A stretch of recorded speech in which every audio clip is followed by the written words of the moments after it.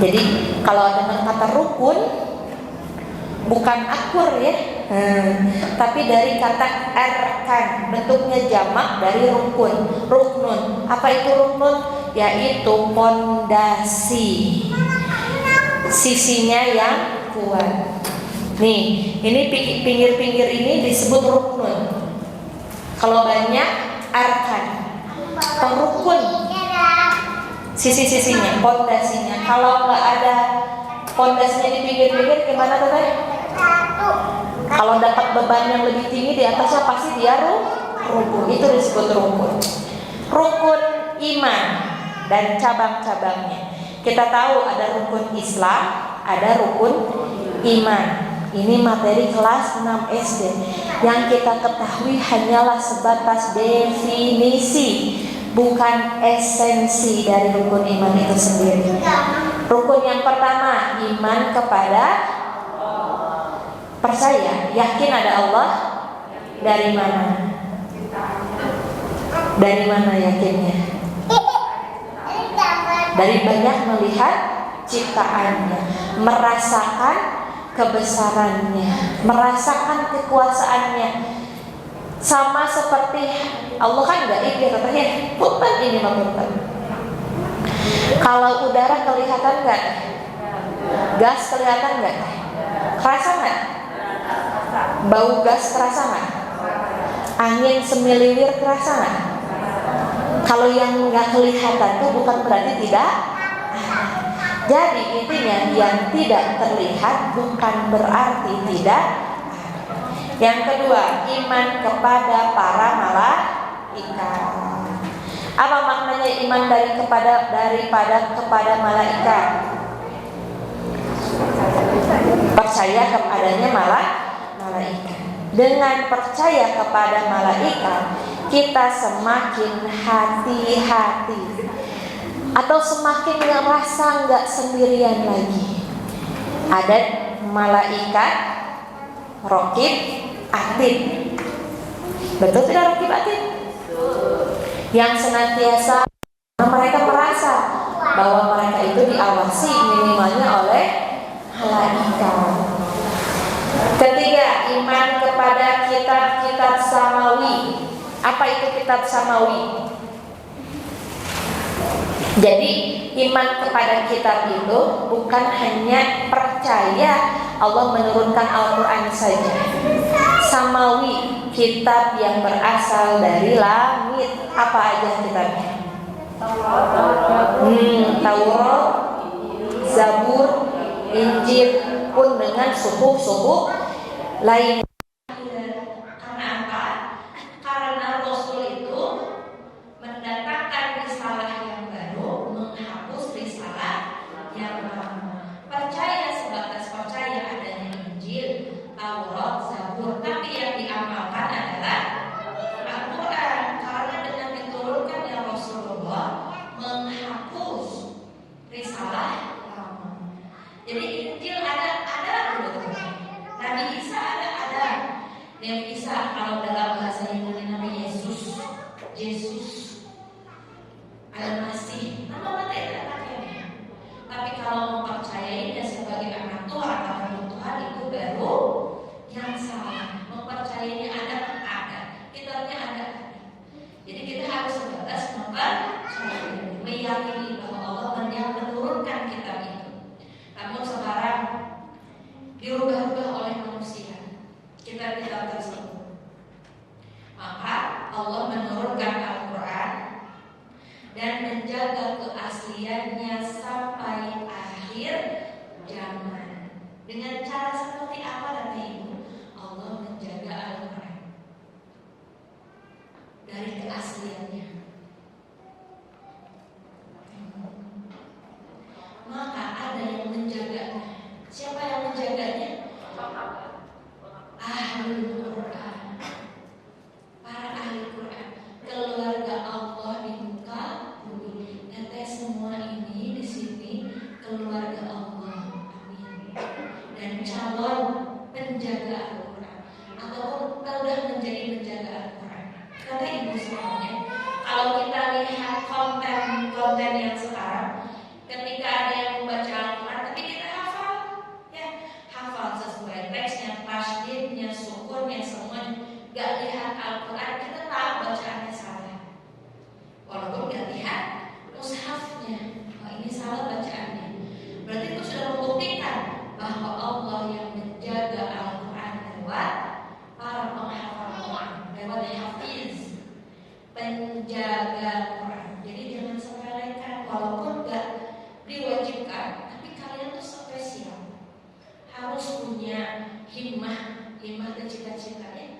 menjadi salah satu keluarga Allah di muka bumi. Cita-cita jangan yang capek-capek saja, yang cuma bilang penting sholat, sholat itu kewajiban.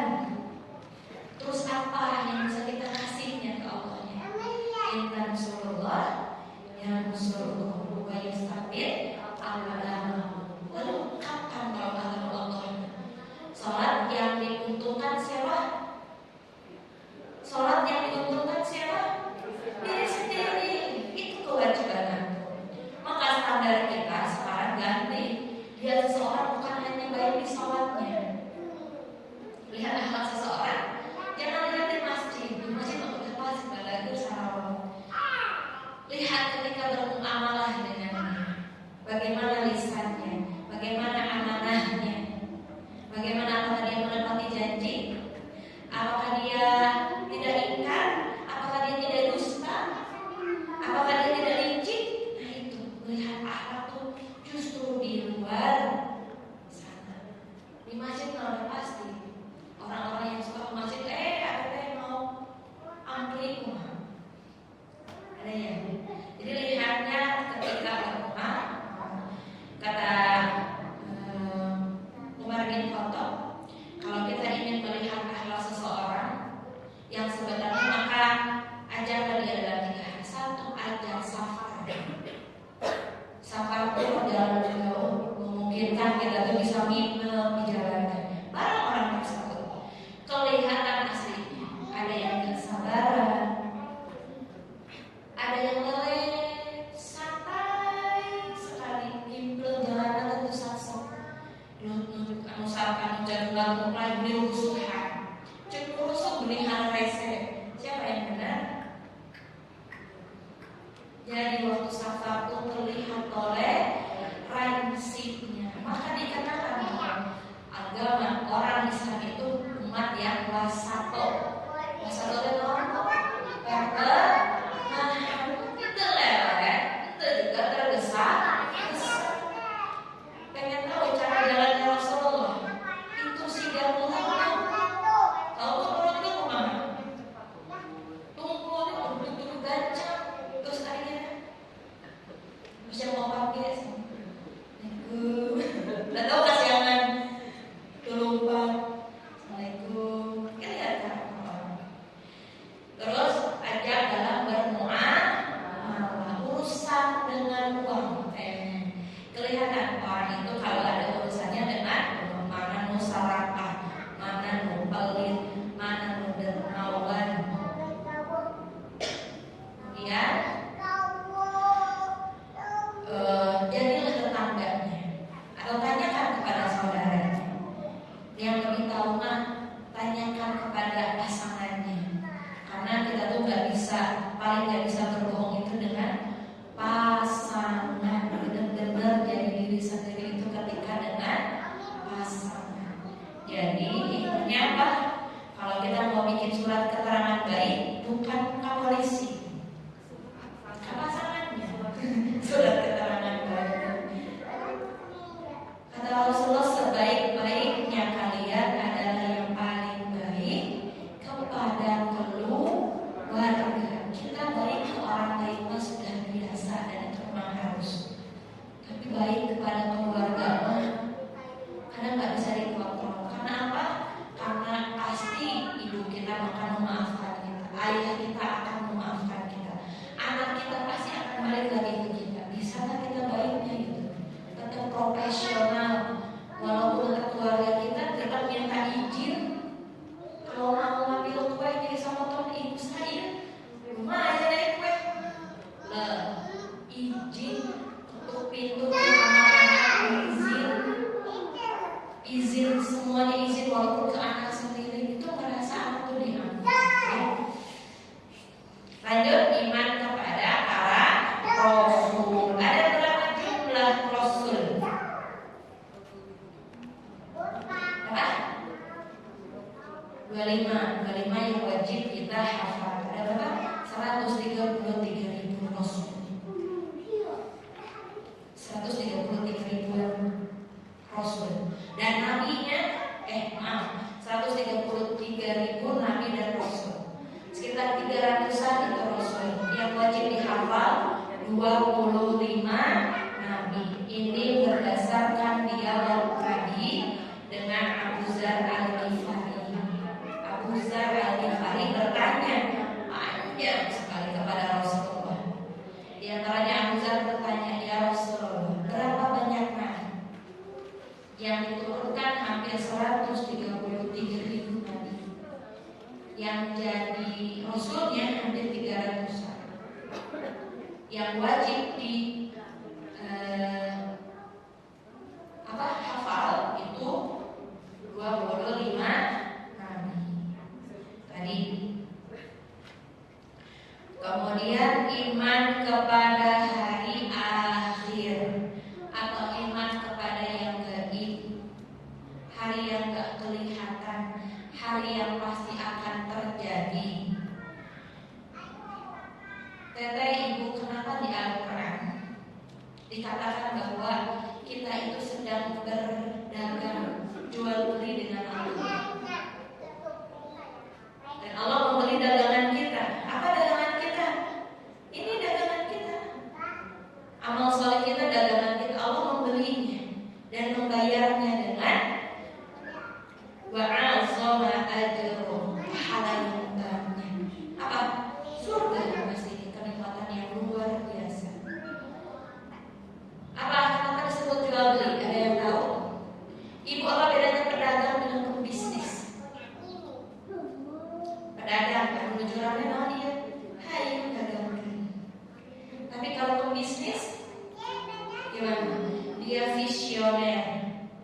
Ini bakarannya nanti di masa depan. Kelihatan nggak ada kemungkinan zon dan rugi tidak? Ada ya. Mental jual beli, mental pekerja pasti kembali gaji. Tapi kalau mental jual beli gimana? Kita nggak tahu di depannya untung atau rugi. Kita nggak tahu di depannya surga atau neraka. Nah itu jual beli teh. Kita nggak tahu di depannya, oh kalau saya investasi segini saya rugi atau tidak. Maka butuh mental yang kuat, maka butuh yakin yang kuat. Yakin pasti untung. Kalau enggak 2 tahun 3 tahun, tapi nanti di masa depan untung. Itu yang dilakukan oleh Samsung, brand Samsung. Jangan cilit lah, tahu jangan cilit? Nah, HP Nokia 3310 pun udah ada kan ya? Lagi cerita tuh tentang justru di burung terlalu ditempat Motorola, si Emen ya. Siapa juga si Emen? Samsung ada nggak dengar kata merek Samsung? Ada, cuma sekelas Motorola, Ericsson gitu, Sony Ericsson. Enggak. Tapi visioner menciptakan ini lagi, yakin di masa depan akan memimpin. Iya benar. Mana Nokia sekarang? Ada ya? Tidak ada terdengar lagi Nokia. Itulah mental bisnis jual beli. Kenapa di Al-Quran disebutkan bahwa kita tuh sedang berjual beli dengan Allah? Punya mental yakin, punya mental tahan banting, punya mental investor. Saya yakin nih, saya tidak boleh tergerus, jadi harus terus upgrading. Apa yang membuat brand-brand sekarang hebat, terkenal? Itu karena mereka terus berinovasi, upgrade terus, ikuti perkembangan zaman. Udah ada yang baru lagi, yang baru lagi, yang baru lagi. Dulu TikTok dipandang sebelah mata, hanya bisa jojo-jodan. Saya tidak setuju kalau yang itu namanya jojo-jodan, tapi dengan kata TikTok yang kata nama lain belanja. Jadi platform nomor 1 sekarang. Jadi mungkin kalau kita nggak terus belajar, nggak terus upgrade, dan nggak percaya hari akhir kita begitu, maka segitu.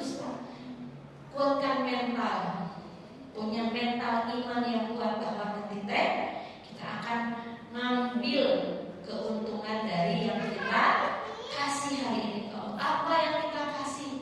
Menolong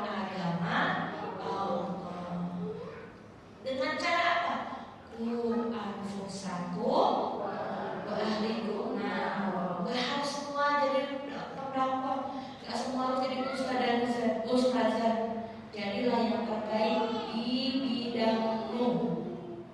Kalau kita punya harta, gunakan hartanya untuk menolong agama Allah. Kalau kita hanya punya ilmu, pakai ilmunya untuk menolong agama Allah.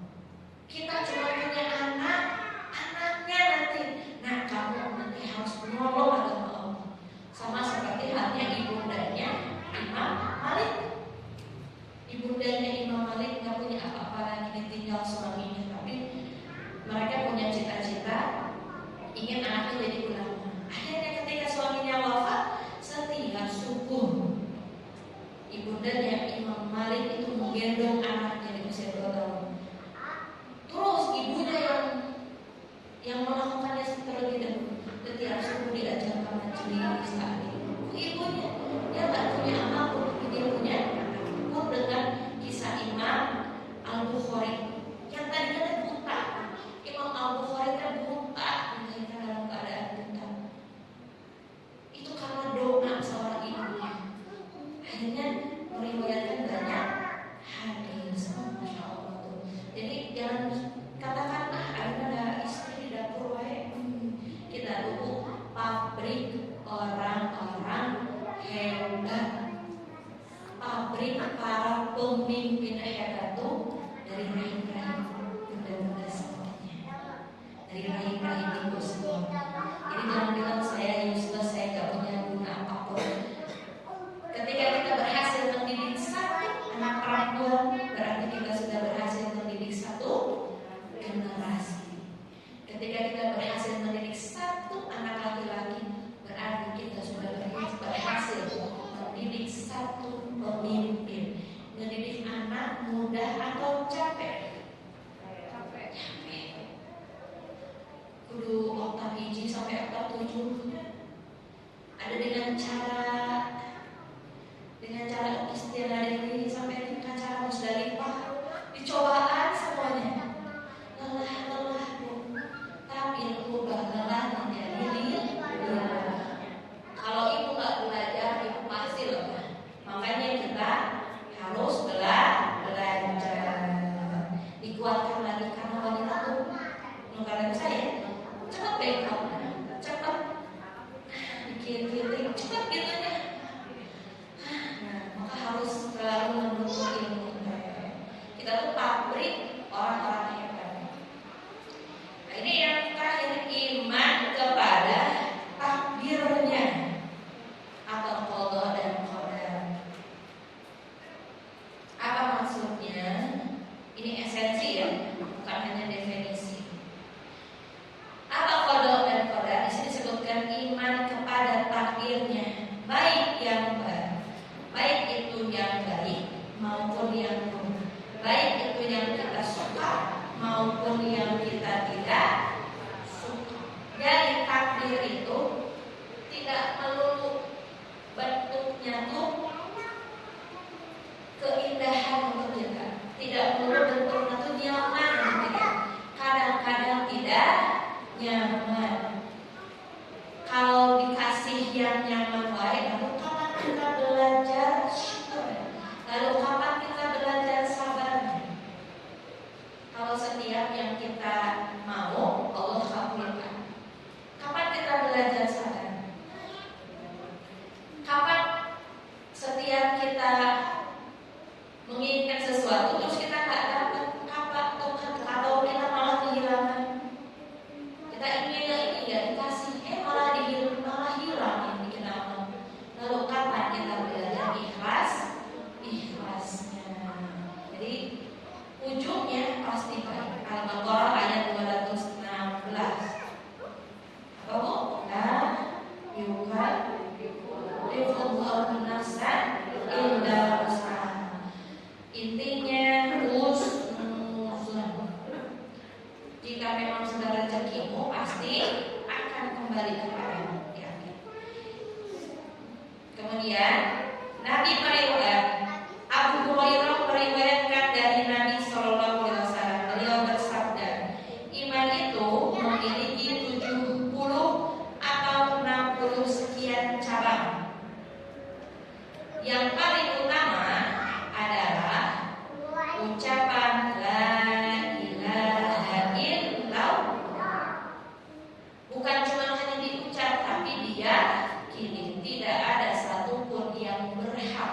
disembah kecuali Engkau ya Allah. Disembah itu seperti apa? Difanskan, diagung-agungkan, dikeluh-keluhkan, dipuja-puji, diibadahi. La ilaha illallah. Kecuali Allah. Jangan sekali-kali mengidolakan sesuatu seseorang, baik itu pun Nabi sekalipun, melebihi kepada Allah. Maka kata Rasulullah, aku hanyalah utusan Allah. Mereka terlalu mengagungkan Nabi Isa sampai akhirnya jadi Tuhan. Mereka terlalu mengagungkan Maryam sampai akhirnya menjadi Bunda Maria. Terlalu mengagungkan atau disebutkan yang belum menghormati, memuliakan itu harus. Tapi kalau sudah melebihi Allah, syirik. Mengagungkan matahari, syirik. Mengagungkan berhala yang kita ciptakan sendiri, seolah-olah dia yang bisa menyelamatkan kita, dia yang bisa mengobati, dia yang bisa menyembuhkan, mengabulkan doa kita. Atau mengagungkan orang yang kita cintai. Aku tidak bisa hidup tanpamu. Aku tidak bisa hidup tanpamu, prank. Terus dikubur mami, mila di kapan coba? Terus kita ngefans sampai berdarah-darah nangis. Hati-hati, jangan sampai kita berlebih-lebihan. Atau ustazah, sampai dikubahan, sampai dicuntir bolak-balik, tidak.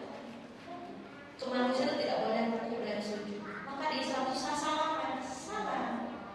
Terus di Korea, di Jepang, tunggu di Islam tidak boleh. Tidak boleh rukuk dan sujud selain kepada Allah.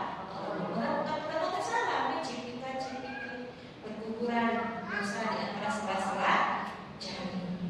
Jadi ada aturannya kalau di Islam. Dan yang paling rendah keimanan, tingkat keimanannya itu ialah menyingkirkan bahaya dari jalan atau dari tengah jalan. Sekecil apapun itu, menyingkirkan bahaya. Sampah bahaya itu buang karungnya di tengah jalan. Bahaya si banjir, sedikit aja. Itu tuh iman yang paling rendah, menyingkirkan bahaya di tengah jalan. Sekecil paku disingkir mujus batur gitu yang lagi lembut. Itu cabang iman. Yang paling tinggi tadi apa? Ucapan la ilaha illallah. Sedikit lagi ya.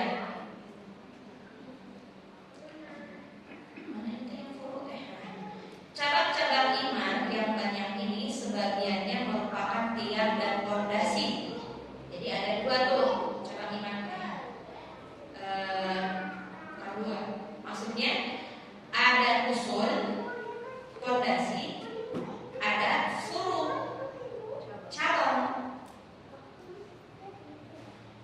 Iman akan hilang bila ia tidak ada, yaitu usul. Jadi usul itu apa?